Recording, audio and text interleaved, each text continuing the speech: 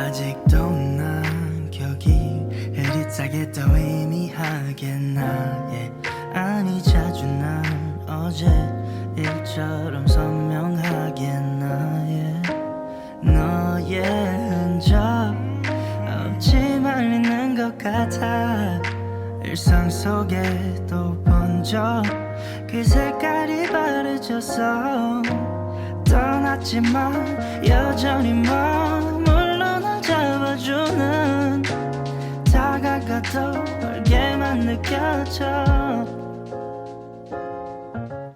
I just wanna be with you right now 너의 기억 속에 남았어 I was watching Married at First last night with my sisters. It's kind of like a thing that we all do together.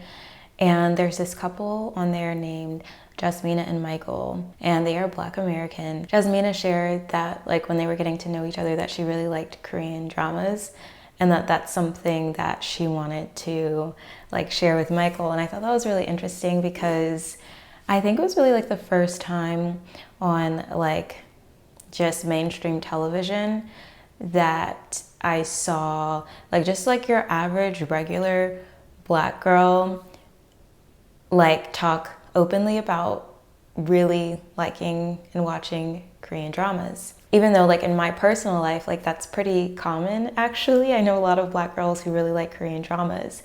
And I always like have joked that you meet a lot of Black guys who really, really like anime, whereas for Black girls, that's K-dramas. Like you meet so many Black girls who love K-dramas. I was trying to figure out like, why is that? And I feel like it's a particular brand of Black girl who is typically not represented in the media and on screen. And I think like what some Black girls like really like about Korean dramas is like the softness that is displayed, like the romantic nature of the shows. And that's something that's like a type of content that typically is not geared towards us. Like we don't have people specifically making like soft romantic content for Black girls, but it's something a lot of us really gravitate towards. And I'm like, why is that? Why is that market so untapped? And I realized like when I think about it, like a lot of content that's marketed towards Black girls, a lot of the public figures that are meant to like represent us have this very kind of like hard, strong exterior. And it got me thinking about like the strong Black woman trope and just like how inaccurate that is for a lot of Black girls and women. And it's not to say that like we don't have any strength, but this idea that we're like somehow we somehow possess like this superhuman strength beyond like your average person is just like not true. And we cry and we hurt and we have feelings. And I think part of why we may come across that way is because the world requires us to shoulder more than we should have to. It like requires us to have more strength than should be expected of a person. I think it was like the Philippines, like they had a major natural disaster happen somewhat recently, and I saw this like infographic in relation to it because a lot of the coverage of it kept referring to the Philippines as resilient and they always bounce back. And someone was like, just because you can bounce back, just because like you can be resilient doesn't mean you should always have to be. And like this type of coverage prevents people from wanting to like help the Philippines and like come to the Philippines with aid because it's like, oh, they've got it. And I think that kind of same mindset can be geared towards Black women a lot of the time because of this like public perception of us and a lot of people seeing us as like resilient and all of this stuff. Like the type of content that we want and need just goes like either uncreated or unmarketed towards us. And I think like when a lot of Black girls discovered Korean dramas, it's like, yes, this is what I've been wanting. Like I've been wanting to see this kind of like romance, like this softness, it's innocence, right? Because that's also something like a lot of Black girls are not afforded, the like idea of like being perceived as innocent, like even from a young age, like even when they're children. And there have been studies that have like shown this, so like definitely like look into it a little more if you're wanting to learn more about that. But a lot of Black girls don't get the luxury of being viewed as like innocent and soft and feminine and all of these different things. And so, yeah, I think that's why a lot of Black women I think that's why a number of Black women are attracted to K-dramas. I was also listening to like this podcast called Feeling Asian, and they had an episode where they were talking about Korea, and they started talking more in depth about like Korean dramas and kind of like Hallyu wave and all of that. And they were saying they think why Korean dramas are so successful is because Korea is a country that has like progressed so rapidly, but poverty is in its near memory. Like as a country, Korean people can like remember what it's like to be an impoverished country. And so they really are so tapped into like the fantasies of people who don't have a lot. And they understand what it means to not have. So they know what it is that people may like dream about and fantasize about when they don't have something. A lot of Korean dramas kind of play into those fantasies. And I thought that was like very interesting and like such a good point, because I think in a way like that's partly why so many like Black women connect with Korean dramas, is this kind of fantasy world that it creates. And like it just does it in a way that is so I don't know, like we just don't get to like connect with content in that way a lot of the time. It also reminds me of this video I was watching. There's a YouTuber called 3million, and there was a comment left on one of her videos that was like the top comment on this video, and it was basically saying like, this is the type of content like I want for Black women, Black girls. Like I want them to just be soft and romantic and not having to like fight battles all the time, but just really getting to like rest in, you know, who they are, and you know, just enjoy life, enjoy things, and be soft and relaxed and not necessarily have to have a guard up. I'm kind of paraphrasing the comment, didn't say all of that, but I guess like I'm kind of building upon it with like my own thoughts as well, because it's like, yes, there is a time for having to fight, unfortunately. I mean, as someone who's like very kind of tenderhearted and completely like averse to like the idea of like war, even metaphorically, like, you know, a lot of times people like to refer things as like a battle or like a war or a fight, and those words just I just feel so uncomfortable, because those are words I've had to like hear my whole life in relation to like my identity. And it's just like, I don't want to do those things. I didn't ask for this. And I just kind of really understand that idea of wanting to just escape into something else, because it's like you were just born into a world that is so hostile towards you for no apparent reason. But yeah, I think it's all very interesting. I don't know if that's like something I can bring to this space and represent a little more, because I just feel like I just know so many Black girls like that who are just seeking softness and just like trying to like enjoy life, trying to find like peace in life. And I feel like much of the time like that more vulnerable side isn't really showcased. I feel like I'm just thinking of a million points here, but there's also an artist named Normani. I don't know if you've heard of her, but she recently released a single called Fair, and it's very different from her previous body of work that showcases like her incredible dancing abilities, her ability to like just perform like these incredible creative feats, and yeah, just really, really great stuff. But her latest single is just very, I don't know what you would call it. It's not quite a ballad. It's just like kind of this soft track. I'm sorry, I'm not good at describing music. But it's a really good song, and it's talking about how after a breakup with someone, she just felt, the song basically discusses how sometimes breakups can be very unfair and how pain is divided, and how her ex seems to have like totally moved on with his life and like improved and grown as a person and like is doing all of these great things and has a new partner and all of this, whereas she feels kind of stuck in the same place. She's still sad about it. She, you know, is really struggling. And the song is very vulnerable. Like, it doesn't, you know, talk badly about him. It's not a mean-spirited song. It's just very, again, very vulnerable.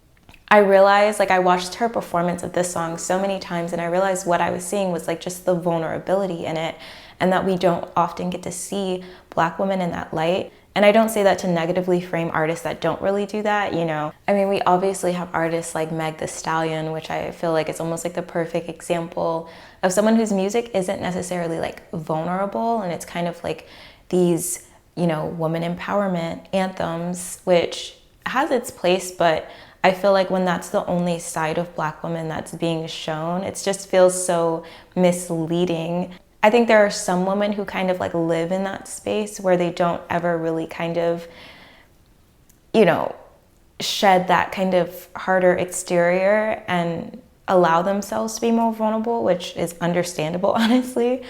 But there's also, I think, those of us who kind of live in a more vulnerable space. I think we are seeing that more with artists like SZA or Summer Walker. Like, you do get a lot more of that vulnerability. But yeah, my sister and I were just talking about like how we feel like that's so missing from like mainstream representations of Black women, because a lot of us are like super emo and very vulnerable and soft. So yeah, I don't know. I guess I'm gonna go about my day. I didn't really have a plan for this video, or I don't really know how it's gonna come together, but maybe just having more conversation surrounding this. All right. 너의 잔상 속에 살면서 oh yeah I just wanna be with you right now 나의 기억 속에 남아서 I just wanna be with you babe I just All right. So I'm gonna be very real right now. Vulnerable. This is my third time filming this because I did not like how I looked in the footage. And I told myself I wouldn't do this anymore, that I wouldn't refilm based on how I looked or how I thought I appeared, how I thought I sounded. But the reality is you won't win every battle. And sometimes,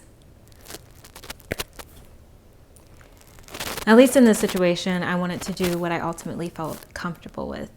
So hopefully I've got my hair out of my face because it's giving me trouble. I made some Cajun shrimp Alfredo and I think it turned out pretty good. I'm very proud. I finished it. It was eaten off camera. But yeah. What's interesting is like during the process of making this video, Meg Thee Stallion released an interview with Gayle King, and she talked about her experience being shot, which, wow. It made me emotional watching the interview. And I normally don't really keep up with celebrity news or really like try to engage with it because I try to stay present in my own life and focus on like what's going on with the people in my like immediate circle and just kind of keep that at the forefront. Especially since we like rarely have all the facts or all the information when it comes to like celebrities or public figures. But yeah, just I think seeing that interview drove the point home for me that there are Black women who feel the need to project an image of strength 24/7, even when they're at a very low point in their lives or experiencing trauma, anxiety. I realize for a lot of women, they feel that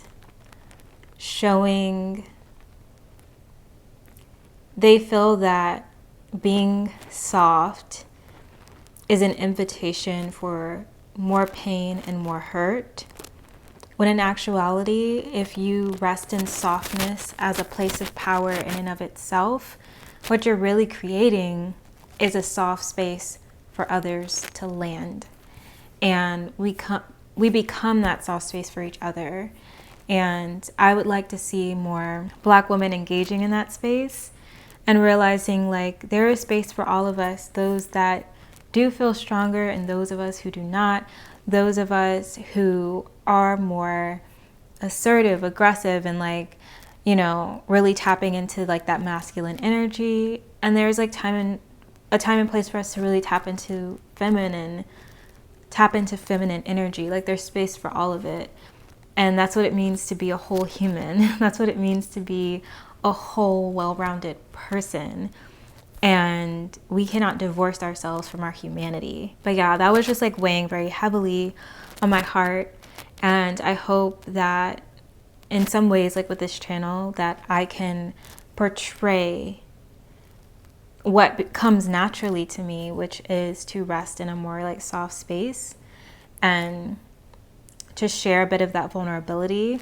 Obviously, I think there's limitations to how I will do that online, but definitely like in my real life, in my personal life. And I would hope that people who interact with me in real life could say that of me. It's like something I work on, is to be a soft space for people. And I always hope people know it's okay to be vulnerable with me. There have been times that I don't think I really emphasize that as much as I could have, or maybe I made someone feel uncomfortable or feel judged. And I think that's why I'm working on that a lot. But yeah, I just want people to feel like there is space to be vulnerable, and we don't always have to like operate from a place of like pain and give like power and voice to that pain constantly, like, which I think presents itself in like resentment and bitterness and rumination. But instead, I think we can operate like from a place of love and understanding and compassion, and that starts with ourselves. So yeah, I literally have like Outlander on my TV in the background, and I think I may watch like Arthdal Chronicles sometime today, which is a Korean drama. It's not like the softest Korean drama, it's pretty intense, but it's one of my favorites, and I haven't seen it since it like first aired. That's when I watched it initially, which was pre-Panty, so it's been a minute. Yeah, very interesting times we're living in. I want softness for us, and I want like, oh my God, my biggest thing is little girls. Let little girls be little girls. I hate seeing little girls have to be tough. It's one thing if you have like a spunky personality, like I'm not talking about that. I'm talking about when you can see that a child has been hurt and they feel like they have to be so hard and so tough to protect themselves. They have to be quick and they have to always defend themselves, and like that makes me sad. Little Black girls don't always have to be sassy. You know what I mean? Like, obviously there are going to be people who naturally have that as like a personality trait. I'm not talking about that, but I think like there is this image that's been created of the little Black girl, and she's tough and she's sassy, and like some little Black girls are sensitive, and let them be sensitive and let them like be who they are. Like it's hard to see, and I think part of it is just like the monolithic representation that we receive. It's not to say those representations don't represent somebody out there. They absolutely do, and those people deserve representation, but it's too monolithic for me. It's just too monolithic, and we need diversity. And I think a part of that is not necessarily looking at other people to tell our stories, not necessarily like demanding that Hollywood and the music industry and like all these different people in power represent us, because when they do that, they're gonna do it their way. And honestly, I don't even know if there's more that we can like expect. Like, I think it's what I would rather demand is that everyone has the resources to tell their own stories, that communities have all their needs met, so that they can lean into the art, so that they can lean into creation and focus on that rather than survival. And we can have time and space to tell our own stories and feel supported in doing that. And I also want to say the only way to do that isn't through like big productions. You don't have to have an album out. You don't have to have a movie out or a TV show or even a YouTube channel. You don't necessarily have to be a successful YouTuber to do that. Sometimes it's as simple as your own journal. Sometimes it's as simple as like one poem. Sometimes it's as simple as like sharing that story with a friend. Like storytelling is a human right. Storytelling is a human right. We all have the right to tell our story in whatever medium is accessible to us. And I think we've done people a disservice by having them believe that. Oh no. Oh no. This whole time my mic was like covered by my dress. Ugh. But we really like do people a disservice by having them believe that the only way to get a story out is through the media or through some sort of big budget production. It's just not true. Songs spread.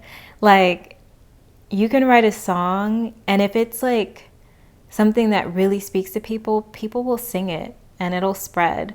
Like, I just think of like the Hunger Games, especially the prequel to the Hunger Games. I think it's called The Ballad of the Snake and the Songbird. I know I'm getting that title wrong, but if you've read the book, you know what I mean. But there's not like one way to be an artist. Being an artist is a lifestyle. It's who you are.